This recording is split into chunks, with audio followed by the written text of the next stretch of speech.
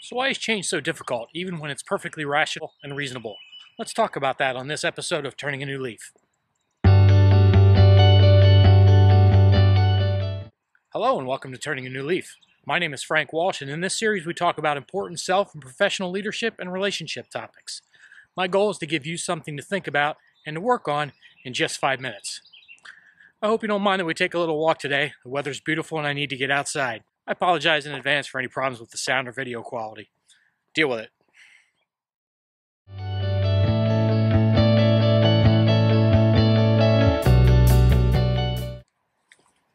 It's important to understand that change is an emotional process, as much so, perhaps more than, a rational one. As a leader, if you don't deal with the emotions of your team, you're going to have a tough mountain to climb.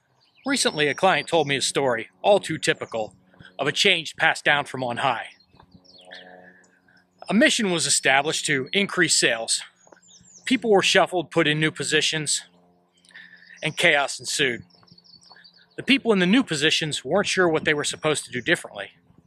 And the people in the existing positions felt threatened and weren't sure why they needed to change since everything had been fine just days before.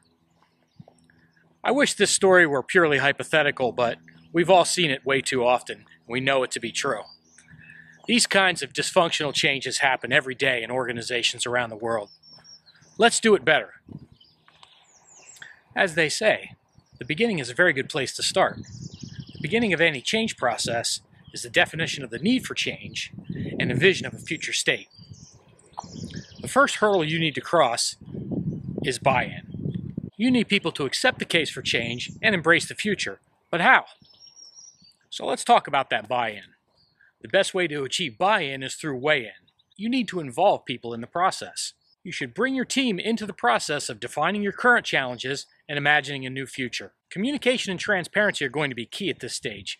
You may have data that they do not, and you may have already reached conclusions about what needs to happen. You need to start by sharing your data to the greatest degree possible, and by keeping your conclusions to yourself. Present your facts, then ask open-ended questions. Keep asking questions until the knowledge pool has been filled by everything available from the people around you. Your goal as the leader is to guide people to identify the problems for themselves, and you may be surprised by what they find that you didn't see. Once your team has recognized and agreed on a burning platform, they will accept the changes necessary and they will support it. Your next mission is to collaborate with them on a vision of the future. This is more a where do we want to go conversation than a how do we get there conversation. Your role is to make sure they don't just settle on an easy and obvious goal. Push them to define ambitious but attainable goals.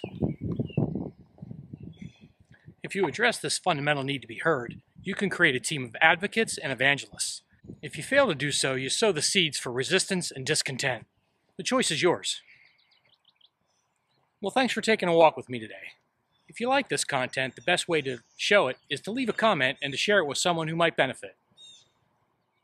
Next time, we'll talk a little bit more about the emotional roller coaster that most changes go through. I'll see you then.